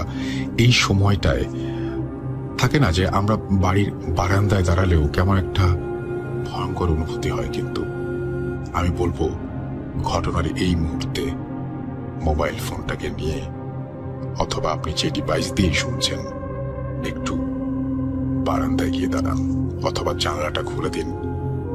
বাইরের নিস্তব্ধ রাস্তা, চুপচাপ সবকিছু একটু খেয়াল করুন। আর যদি একেবারেই উঠতে না ইচ্ছা করে তাহলে চোখ বন্ধ করুন। বিশ্বাস করুন, একটা অন্যরকম পৃথিবীতে নিয়ে যেতে পারে আপনাকে ভূত.com। চলে যাবো একজন ডক্টরের ঘটনায়, যিনি ঘটনাটি পাঠিয়েছেন ওয়াশিংটন থেকে। এবং আপনাকে আমি বলবো যে আপনি খুব সাবধানে থাকবেন, সবসময় নিজের যেমন খেয়াল রাখবেন, পরিবারের সবার প্রতি খেয়াল রাখবেন। আপনাদের সবার জন্য, পৃথিবীর জন্য আসলে আমাদের অনেক শুভকামনা। আমাদের এখান থেকে বেরিয়ে আসতেই হবে, আমাদের এখান থেকে মুক্তি পেতেই হবে। চলুন চলে যাই আমাদের পরবর্তী ঘটনায়। আসসালামু আলাইকুম রাসেল ভাই এবং ভূত.com এর সকল লিসেনার্স, আশা করি সবাই ভালো আছেন। সবাইকে জানাচ্ছি বাংলা নববর্ষের শুভেচ্ছা। আমার নাম সিবাত আশরাফি, আমি পেশায় একজন চিকিৎসক এবং বর্তমানে আমি আমেরিকাতে অবস্থান করছি। আমি ভূত এফএম এর একজন অনেক পুরানো লিসেনার এবং ভূত এফএম এবং ভূত.com আমার খুবই পছন্দের একটি শো। আজকে আমি আপনাদের সাথে যে স্টোরিটি শেয়ার করতে যাচ্ছি সেটা আমেরিকার রাজধানী ওয়াশিংটন ডিসির একটি বাড়িকে কেন্দ্র করে। বাড়িটির নাম হেলসিয়ান হাউস। প্রথমে বাড়িটির একটু বর্ণনা দিয়ে নিই। 21,000 বর্গফুট এরিয়ার উপর বাড়িটি তৈরি করেছিলেন আমেরিকান নেভির প্রথম সেক্রেটারি বেঞ্জামিন স্টুডার্ট 1787 সালে। বাড়িটি প্রায় 230 বছরের পুরনো, কিন্তু বেঞ্জামিন স্টুডার্ট বেশি দিন বাড়িটি ভোগ করতে পারেননি। তার মৃত্যুর পর উত্তরাধিকার সূত্রে তার পরিবারের বিভিন্ন মানুষের কাছে বাড়িটির মালিকানা পরিবর্তিত হয়, কিন্তু কোনো মালিকই বাড়িটিতে বেশি দিন থাকতে পারতেন না। কেউ মারা যেতেন, কেউ অনেক অসুস্থ হয়ে পড়ে অন্য কোথাও চলে যেতেন, অর্থাৎ বেশিরভাগ সময় বাড়িটি খালি পড়ে থাকত। পরবর্তীতে 1900 সালে আলবার্ট ক্লেমেন্স নামের এক ব্যক্তি হেলসিয়ান হাউসটিকে কিনে নেন। আলবার্ট ক্লেমেন্স ছিলেন খুবই ব্যতিক্রমধর্মী একজন মানুষ। তিনি বিশ্বাস করতেন তিনি বাড়িটিকে যত বেশি পরিবর্তন করবেন, অর্থাৎ স্ট্রাকচারাল চেঞ্জ করবেন, তার আয়ু তত বৃদ্ধি পাবে। এই চিন্তা থেকে পরবর্তী 38 বছরে তিনি বাড়িটির ভিতরের স্ট্রাকচারে অনেক বেশি পরিবর্তন করেন। তিনি রুমের ভিতর রুম তৈরি করতেন, তার ভিতরে আবার রুম, এভাবে একটি রুমের ভিতর একাধিক রুম তৈরি হয় এবং সেগুলো আয়তনে এতই ছোট ছিল যে একটি চেয়ার বা একটি টেবিল ছাড়া আর কিছু সেখানে রাখা যেত না। আলবার্ট ক্লেমেন্স রুম ছাড়াও তৈরি করতেন অনেক সিঁড়ি, যেগুলো হঠাৎ শেষ হয়ে যেত। যেমন আপনি একটি দরজা খুলে সিঁড়ি দেখতে পেলেন, উঠতে শুরু করলে কোনো ডেস্টিনেশন ছাড়া হঠাৎ সিঁড়িটি শেষ হয়ে যাবে। এরকম বিভিন্ন উইয়ার্ড স্ট্রাকচারের মধ্যে আরেকটি উল্লেখযোগ্য হচ্ছে তার ক্রিপ্ট, যেটা বাসার পিছনে অর্থাৎ ব্যাকইয়ার্ডে অবস্থিত। তিনি বলে গিয়েছিলেন তার মৃত্যুর পর যেন তার মরদেহটি ওই ক্রিপ্টের ভিতর রাখা হয়। কথিত আছে তিনি মিশর থেকে 2টি মামিও কিনে এনেছিলেন এবং ওই বাড়িতে লুকিয়ে রাখেন, কিন্তু তার মৃত্যুর পর মামি দুটি খুঁজে পাওয়া যায়নি। বলে রাখা ভালো যে হেলসিয়ান হাউসের অবস্থান জর্জ টাউনের সীমানায়। বাড়িটির আরেকটি উল্লেখযোগ্য ঘটনা হলো এর বেসমেন্টে একটি সুড়ঙ্গ আছে যা একটি নদীর পাশে যেয়ে শেষ হয়েছে। কথিত আছে কৃতদাস প্রথা চালু থাকা অবস্থায় কিছু কৃতদাস এই সুড়ঙ্গের ভিতর দিয়ে পালিয়ে যাওয়ার চেষ্টা করে, কিন্তু সুড়ঙ্গের ধস নেমে খুবই মর্মান্তিকভাবে তাদের মৃত্যু হয়। আলবার্ট ক্লেমেন্স মারা যাওয়ার পরে আবার দীর্ঘদিন বাড়িটি অব্যবহৃত অবস্থায় থাকে। পরবর্তীতে অনেকবার বাড়িটির মালিকানা পরিবর্তন হয়, কারণ কেউই বেশি দিন সেখানে থাকতে পারতেন না। জর্জ টাউন ইউনিভার্সিটি, যেটা ওয়াশিংটন ডিসিতে অবস্থিত, এই বাড়িটি লিজ নেয় তাদের স্টুডেন্ট ডরমেটরি বা হোস্টেল তৈরির জন্য, কিন্তু সেটাও বেশি দিন স্থায়ী হয়নি। যারা এই বাসায় থেকেছেন তারা বিভিন্ন সময় আলবার্ট ক্লেমেন্সের মতন দেখতে কাউকে ঘুরে বেড়াতে দেখতেন, কখনো করিডোরে, কখনো জানালার পাশে বা ব্যাকইয়ার্ডে। চেহারা বোঝা না গেলেও খুব পুরনো আমলের পোশাক, টুপি পরিহিত মানুষের আকার আকৃতি তারা দেখতে পেতেন প্রায়ই। এছাড়াও বন্ধ ছোট রুমগুলোর ভিতর থেকে বিভিন্ন ধরনের শব্দ শোনা যেত, মনে হতো কেউ যেন ভিতরে হাঁটাহাঁটি করছে বা কথা বলছে, কিন্তু দরজা খুললে দেখা যেত কিছুই নেই। বেসমেন্টের যে এরিয়া থেকে সুড়ঙ্গটা শুরু হয়েছে সেখান থেকে অলমোস্ট প্রতি রাতে ভেসে আসতো মানুষের আর্তচিৎকার, যেন তারা সব ভেঙে বেরিয়ে আসতে চাইছে। এসব ঘটনার কারণে বাড়িটি ওয়াশিংটন ডিসির one of the most haunted house হিসাবে পরিচিতি পেয়েছে। এই ঘটনাটি আমি জানতে পারি ফেব্রুয়ারি 2020-তে। ওয়াশিংটন ডিসিতে এমন একটি সংস্থা আছে যেখানে রেজিস্ট্রেশন করলে একজন লোকাল গাইড আপনাকে কিছু হন্টেড বাসায় নিয়ে যাবে এবং তার ব্যাকগ্রাউন্ড স্টোরিটি বলবে। এই সংস্থার এরকমই একটি সংস্থার সাথে আমি গিয়েছিলাম এবং ইন্টারনেট থেকেও পরবর্তীতে স্টোরিটি আমি ভেরিফাই করেছি। ইমেলের সাথে আমি বাড়িটির একটি ছবি দিচ্ছি, যেটা আমার তোলা। বর্তমানে এই বাড়িটি একটি কোম্পানির হেডকোয়ার্টার হিসাবে ব্যবহৃত হচ্ছে। রাসেল ভাই, এই ছিল আমার স্টোরি। ভালো লাগলে শেয়ার করবেন। এছাড়াও আমার নিজের সাথে, আমার ফ্যামিলি মেম্বারদের সাথে এবং আমার মেডিকেল কলেজের কিছু ঘটনা আমার জানা আছে। পরবর্তীতে সময় পেলে সেগুলো পাঠিয়ে দিব ইনশাল্লাহ। সবাই ভালো থাকবেন, সুস্থ থাকবেন। আল্লাহ হাফেজ।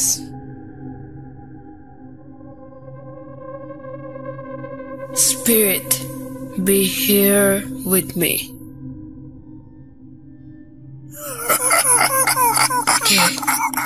কে তুমি?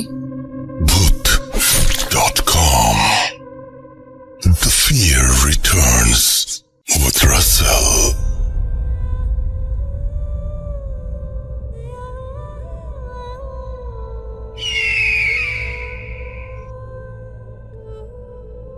Welcome back.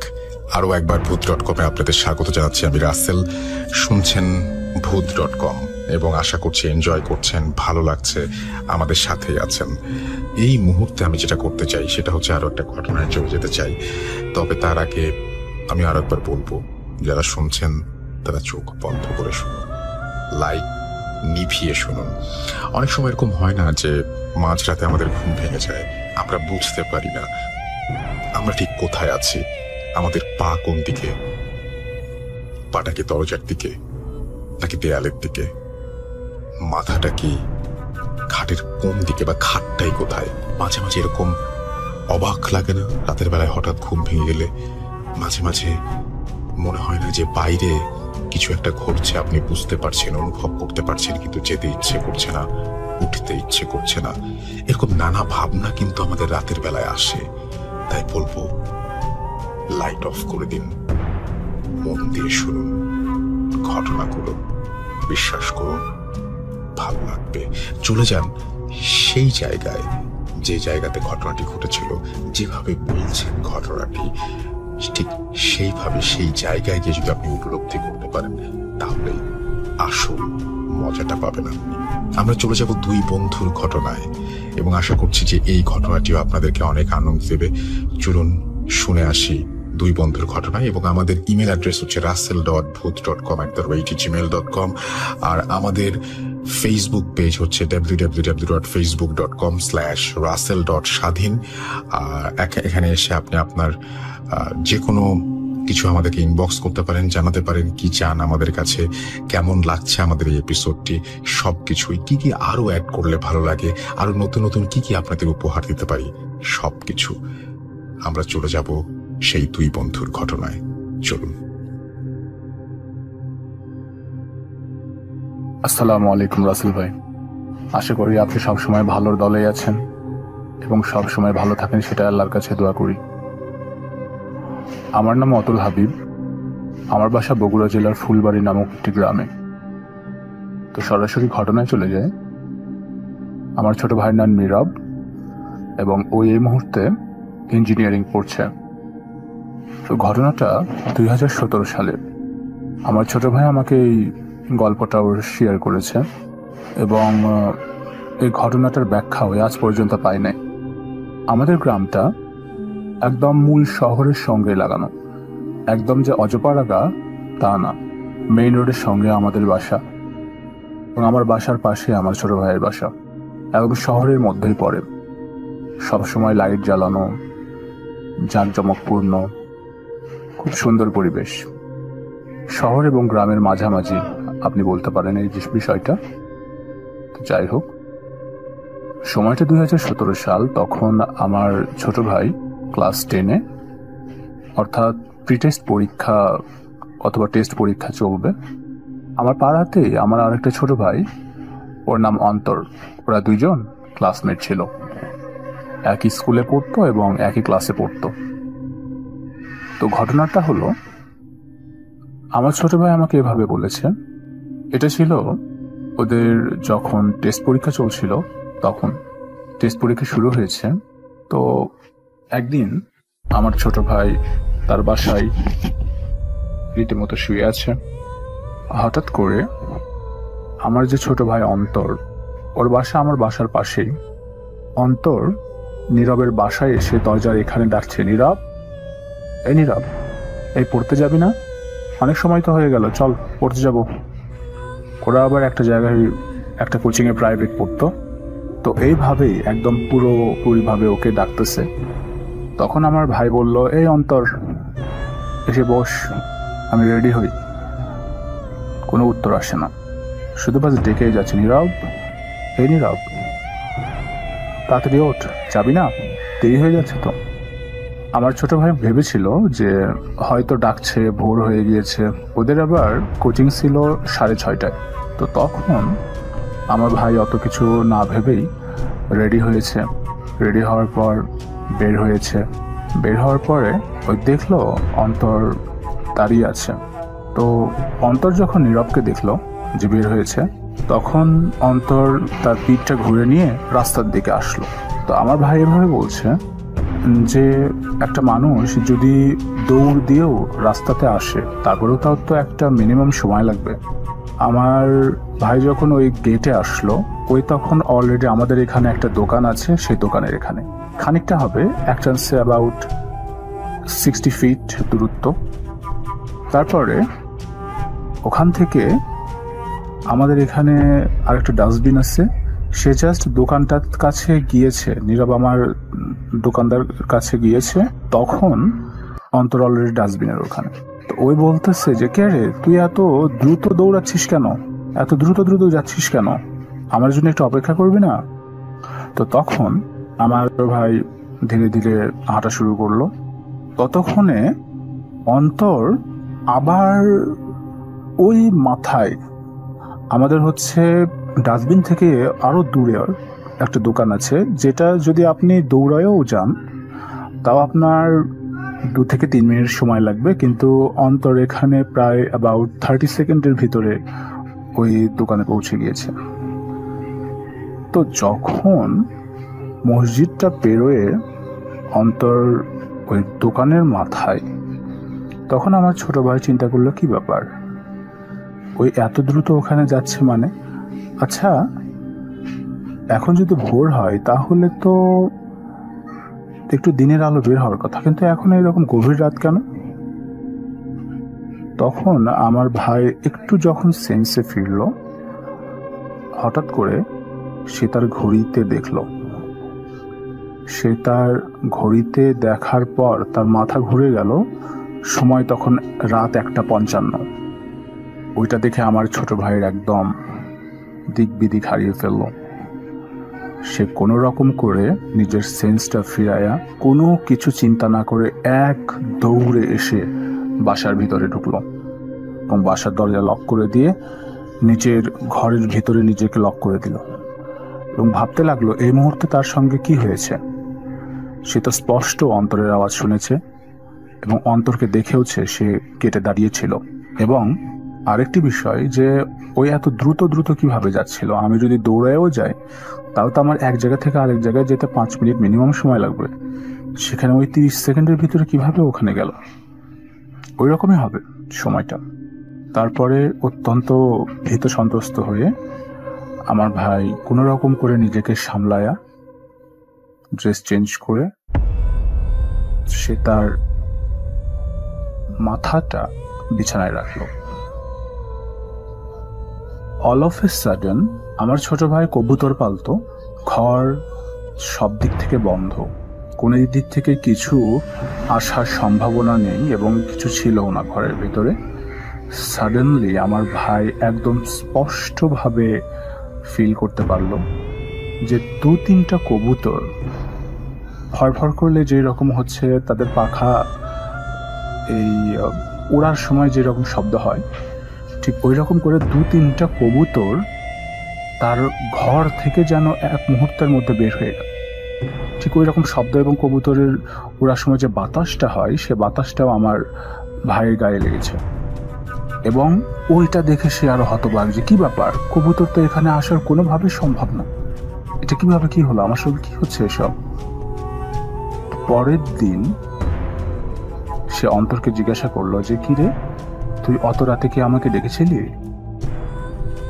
তো অন্তর বলল, পাগল হইছিস, তুই জানিস না আমাদের কোচিং করার সময়, আমি কেন তোকে 2টার সময় ডাকতে যাব, ওই সময় তো আমি গভীর ঘুম। তো আমার ভাই তারপর থেকে খুবই সাবধান এবং খুবই নিজেকে সামলিয়ে রাখা শুরু করলো, কারণ এরকম ঘটনা কখনো তার সঙ্গে ঘটে নাই, ফার্স্ট টাইম এরকম ঘটনা তার সঙ্গে ঘটেছে। পরবর্তীতে আমার ভাইয়ের বাসা মোকামতলা, ওই আমার এখানে পড়াশোনা করার জন্য থাকে। তো তার পরের দিন সে ভাবলো যে না, এরকম হবে না, আমার বাসা থেকে আমি একটু ঘুরে আসি। তারপর সে তার গ্রামের বাসায় গেল। তার গ্রামের বাসায় আবার ওর ঘরের কাজ চলছিল, ঘরের কাজ প্রায় শেষ। সে বলল যে আজকে আমি আমার এই ঘরটাই থাকবো। বাবা বললো ঠিক আছে বাবা থাকো। তো ওই যখন হচ্ছে মাথাটা একটু বিছানায় দিয়েছে, ঠিক সেম টাইম 1:55 কি 2টা হবে, ও এভাবে বলল যে বাথরুম থেকে কে জানি তাকে ডাকছে, নীরব একটু বাথরুমে আসো তো, নীরব একটু বাথরুমে আসো তো। ঠিক এইরকম 3বার করে ডাক। সে বুঝতে পারছিল না যে সে কি করবে। সে কোনো না কোনোভাবে ওই জিনিসটাকে এড়িয়ে ঘুমিয়ে পড়ে। এরকম 2-3 দিন ওকে ডাকা হয়েছে বাথরুম থেকে, যে নীরব একটু বাথরুমে আসো তো, নীরব একটু বাথরুমে আসো তো, নীরব একটু বাথরুমে আসো তো। এভাবেই সে ডাকগুলো শুনে পরবর্তীতে এই বিষয়টা সে তার বাবা মার সঙ্গে শেয়ার করে, এবং তার বাবা মা জিনিসটাতে রেসপন্স করে। যেহেতু একমাত্র ছেলে, রিস্ক না নেওয়াই ভালো, তো তাই সে তার বাসাতে মিলাদ করিয়ে নেয় এবং ওখানে দোয়া খায়ের করায় নেয়।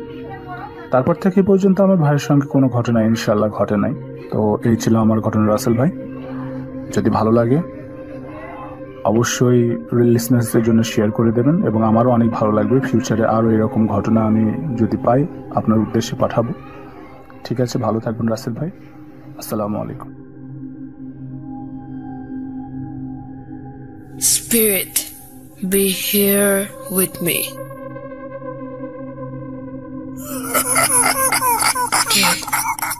Get to me. Bhoot.com.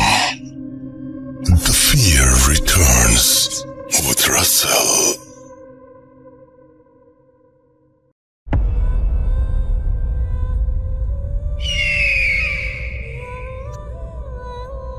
Welcome back.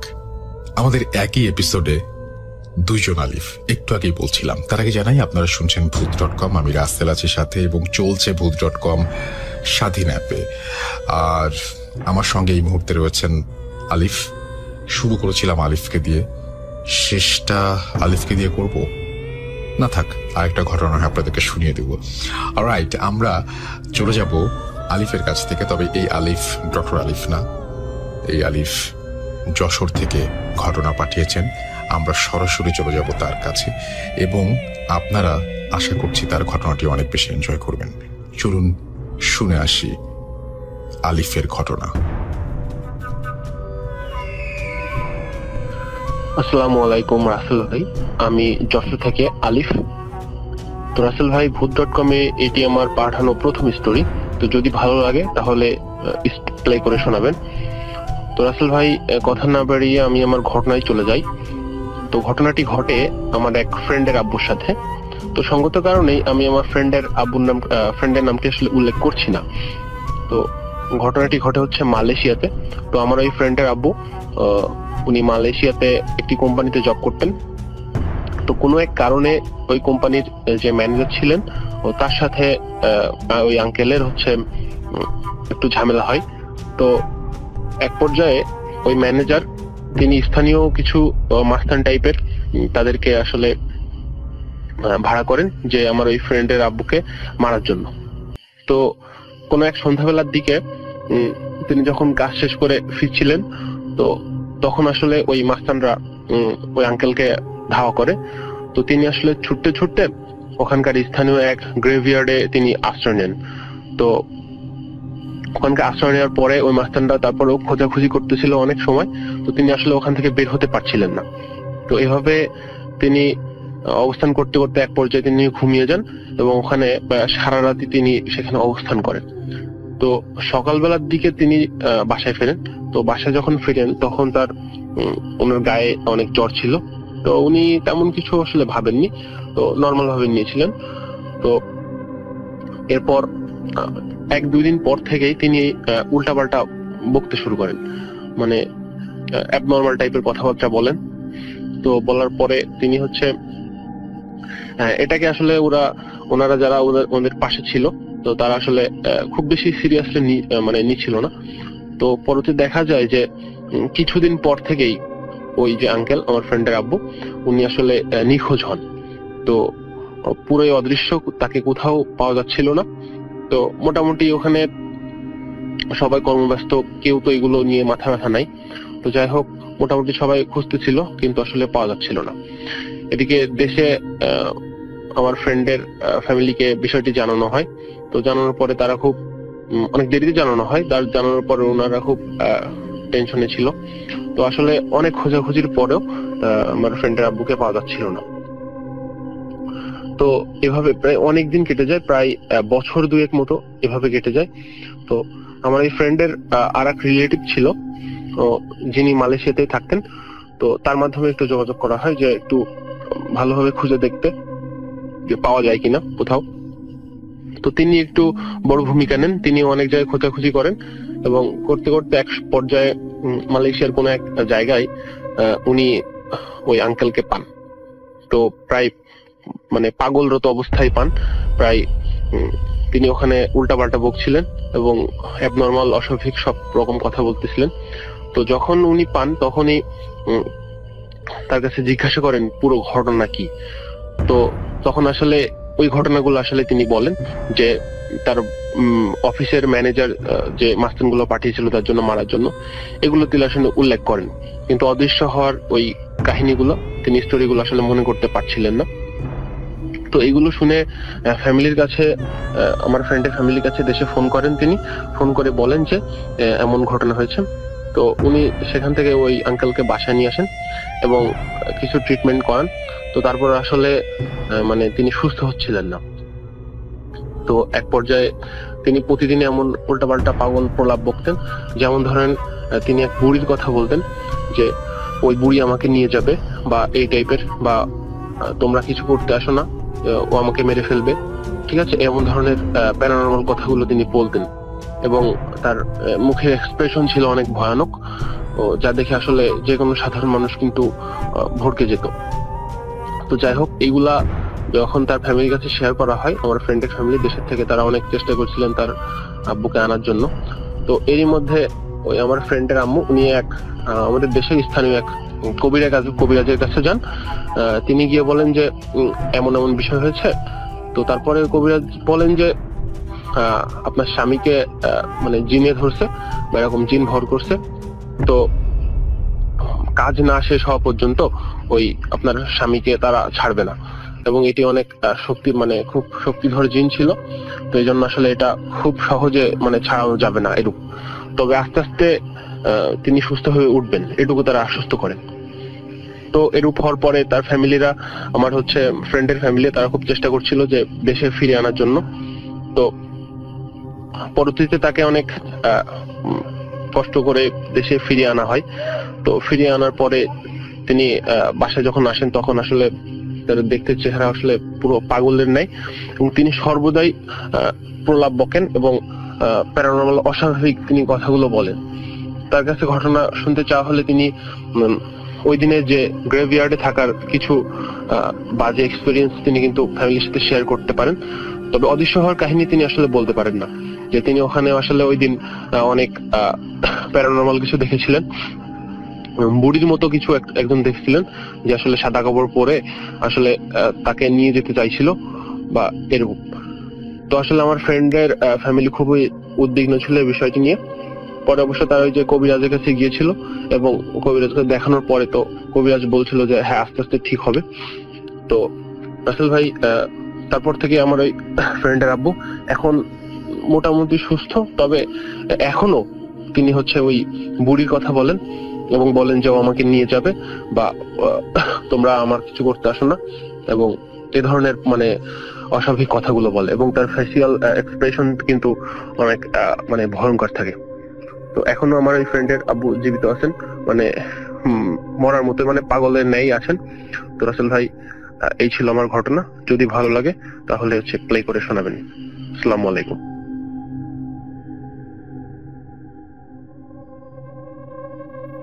Spirit, be here with me.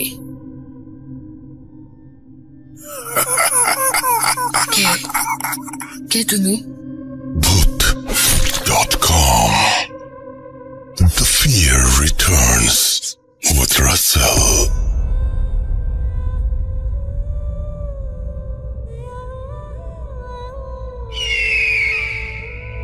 Welcome back. আরো একবার আপনাদের স্বাগত জানাচ্ছি। আমরা খুব অবাক হয়েছে এই জন্যই যে আপনারা যারা ঘটনা পাঠাচ্ছেন তারা এই সময়টাকে উপলব্ধি করতে পেরেছেন, এই সময়টার গুরুত্ব বুঝতে পেরেছেন, আর তাই জন্যই আপনারা অসংখ্য ঘটনা আমাদেরকে পাঠাচ্ছেন। এই মুহূর্তে আমার কাছে আরো একটি ঘটনা রয়েছে, যে ঘটনাটি আমাকে পাঠিয়েছেন পলির ঘটনায় আমরা চলে যাব এবং আশা করছি যে এই ঘটনাটি আপনাদের ভালো লাগবে। আরও একবার শেয়ার করি, ভূত.com প্রতি শুক্রবার রাত 11:59 হয় স্বাধীন অ্যাপে, এবং আমাদের ইমেল অ্যাড্রেস হচ্ছে russell.booth.com@gmail.com। আর আমাদের যে ফেসবুক পেজ সেটা হচ্ছে www.facebook.com/russell.স্বাধীন। আশা করছি দুটি জায়গাতেই আপনারা আসবেন, আপনাদের ঘটনা শেয়ার করবেন। সামনের সময়গুলোতে আমরা এই সময়টাতে এইভাবেই করব যে আমি আমার বাসা থেকে করব, আপনারা আপনাদের বাসায় রেকর্ড করে আপনাদের ঘটনাগুলো আমার কাছে পৌঁছে দেবেন। এইভাবেই ভূত.com-এর চলাটা আমরা অব্যাহত রাখবো। আশা করছি যে এই মুহূর্তে পলির ঘটনা আপনাদেরকে অনেক আনন্দ দেবে। চলুন শুনে আসি ঘটনাটি এবং ফিরে আসছি একটু পরেই। আসসালামু আলাইকুম রাসেল ভাই, আমি পলি, আমি যাত্রাবাড়ি জামরা থেকে বলছি। আমি আপনার ভূত এফএম এর খুব বড় একজন ফ্যান। ভূত এফএম অফ হয়ে যাওয়ার পর আসলে খুব খারাপ লাগছিল, বাট পরে যখন আমরা দেখলাম ভূত.com স্টার্ট হলো, দেন খুব হ্যাপি হলাম আর কি। এনিওয়ে, আমি আমার ঘটনায় চলে যাই। ঘটনাটা হচ্ছে আমার ফ্রেন্ডের বড় বোনের আর এক ফ্রেন্ড আছে, ভাই ছেলে ফ্রেন্ড, ওর সাথে ঘটা। আমি আবার শুনছি আমার ফ্রেন্ডের কাছ থেকে, আমি ওনার ভয়েসেই বলার চেষ্টা করছি, ভুল হলে মাফ করবেন। যাই হোক, একদিন রাত্রে 11টার দিকে আমি পড়ছিলাম, তখন আম্মু আর আমার ছোট ভাই কেউই বাসায় ছিল না, ওরা ছিল আমার ফুপিদের বাসায় চলে গেছিল। তো আমি পড়তেছি, তখন বাজবে মেবি 10:30 এরকম টাইপের। তো আমি এখন হঠাৎ করে আমার দরজায় করিং বেলের আওয়াজ শুনে বললাম এত রাত্রে কি আসলো বাসায়। তখন হচ্ছে আমি গেটটা খুলে দেখি আমার ফ্রেন্ড আকাশ। তো আমি আকাশকে দেখে অবাক হয়ে গেলাম। আকাশ, এত রাত্রে তুই? পরে বলতেছে বাইরে দাঁড় করা রাখবি নাকি ভিতরে আসতে বলবি? আমি কি হ্যাঁ শিওর আয়। যেন ঘরে আসলো, আসার পর বলতেছে না ঘরে বসবো না, চল ছাদে যাই। আমি বলতেছি ছাদে? আরে তুই তো 8টার দিক দিয়েও যদি বাসা থেকে বেরোস তুই ভয়ে কাঁপিস, তুই এত রাতে ছাদেতে যাচ্ছিস কেন? পরে বলতেছে যে চল না আজকে যাই। পরে আমি বললাম যে ঠিক আছে তাহলে চল। তা আমি আর আকাশ মিলে ছাদে চলে যাই। আকাশ বলতেছে যে আজকে আকাশটা খুব সুন্দর, তাই না? ওর কথাগুলো শুনে না আমি খুবই অবাক হয়ে যাই, বিকজ ও একটু অন্য টাইপের, একটু ভীতু টাইপের, একটু ছটপটে টাইপের, বাট ওদিন খুব অন্যরকম টাইপের ছিল। আমি বলতেছি কি হয়েছে, বাসায় কোনো প্রবলেম? এত রাতে তুই এখানে চলে আসলি? আমার বাসা থেকে ওর বাসা কমপক্ষে 2 কিলোমিটার দূর হবে। তো ও বলতেছে যে না আজকে সারাদিন না বাসায় ছিলাম, বাইরে ছিলাম। বললাম সারাদিন বাইরে ছিলি বলতে? বলে আর কখনো বাড়িতে যাব না রে, বাইরেই থাকবো। তখন আমি বললাম যে কি ফাজলামো করছিস আকাশ, ফাজলামো বাদ দিয়ে কি হয়েছে বল, আন্টি বকা দিছে, চল তোকে বাসায় দিয়ে আসি। তখন বলতেছে আমি যাব, তবে এক শর্তে। বলে কি? তুই আমার বাসায় যাবি কিন্তু আমি যাব না, তুই গিয়ে আমার মাকে বলে আসবি যে আমি খুব ভালো আছি। পরে বলতেছে তুই কেন যাবি না, রাগ করেছিস নিশ্চয়ই? পরে আমি বলতেছি ঠিক আছে তাহলে চল। তো আমি ওর বাসায় যাই, যাওয়ার পর ও আমাকে আর আমার বাসা থেকে ওর রাস্তার ওপার যেতে হয়, ওর বাসাটা ওই পারে। তো আমি রাস্তার ওই পাশে দাঁড়িয়ে ছিল, আমাকে বলতে তুই বাসায় যা, গিয়ে বলবি যে আকাশ ভালো আছে, কান্নাকাটি করতে না। আমি বাসায় ঢুকলাম। বাসায় ঢুকার পর দেখলাম যে বাসায় অনেক লোকজন দেখে আমি খুবই হতবাক হয়ে গেলাম যে আমি কান্নাকাটি কেন করছি। তখন দেখছি যে আকাশের মা খুব কান্নাকাটি করতেছে, পরে আমি আকাশের মা কান্নাকাটি করতেছে। পরে আমি বললাম আন্টি কি হয়েছে? তখনই আকাশের মা আমাকে জড়ায় ধরে কান্নাকাটি শুরু করলো। পরে আমি হঠাৎ করে দেখলাম কি যে বাসায় পুলিশ আছে অনেক। তো এখন কি বলবো রাসেল ভাই, আমি যখন শুনছি তখন আমারই গুজবাম হচ্ছিল, এখন বলতে গিয়ে আমারই খুব গুজবাম হচ্ছে। তখন ও নাকি দেখে যে ওর ফ্রেন্ডের রুম থেকে একটা একটা লাশ বের করছে। তখন সবাই ও বলতেছে কার লাশ, এটা কে? তখন বলতেছে আকাশ আজকে বিকেলবেলা সুইসাইড করছে। তখন তো ও শুনে অবাক যে কি বলে, আকাশ তো আমার সাথেই ছিল, ও বলে কি সময় সাথে ছিল ও বলে আর কিছু বলতে পারে নাই। তারপরে হচ্ছে ও এইটা ও গাড়িতে যখন অ্যাম্বুলেন্সে উঠাবে তখন ও বলতেছে আমি শেষবারের মতো একবার আকাশের মুখটা দেখতে পারি। তখন ও আকাশের মুখটা দেখে পরে দেখার পরে মানে ও খুবই কষ্ট পায়। তো ওর কষ্ট দেখে মানে আমি যখন শুনছি ও খুব মানে কান্না করে দিচ্ছিল আর কি বলার পর। তো পরে ও দূর থেকে আকাশে বলতেছে মাকে বলিস আমি খুব ভালো আছি। তো আসলে আমি ব্যাপারটা না বুঝতে পারছি না যে আমার যত জানা মতে যে মানুষ যখন মরে যায় বা যখন সুইসাইড করে তারা কি মানে দুনিয়াতে থাকে, মানে এটা প্রশ্নটা আমি আসলে বুঝতেই পারি না। অথচ আমার জানা মতে হচ্ছে মানুষ যখন মারা যায় তখন হচ্ছে তারা চলে যায় যেখানে যার যেখানে যাওয়ার সেখানে চলে যায়। আর পৃথিবীতে মানুষের আত্মা বলে কিছু আছে কিনা আমার জানা নাই, বাট এই ঘটনাটা শোনার পর তখন থেকে আমার আসলে ব্যাপারটা কেমন যেন লাগছে। থ্যাংক ইউ রাসেল ভাই, যদি ঘটনা ভালো লাগে তাহলে শেয়ার করবেন প্লিজ। আসসালামু আলাইকুম রাসেল ভাই, ভালো থাকবেন। Spirit, be here with me.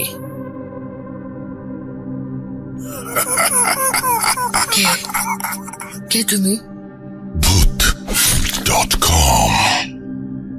The fear returns with Russell.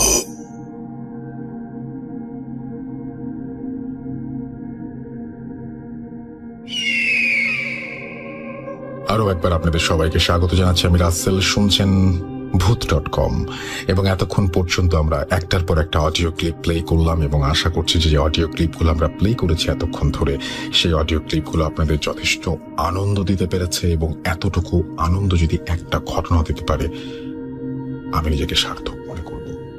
দেখুন, এই সময়টা তো ভালো না, সুতরাং আমরা যতটা পারি ট্রাভেল কম করব।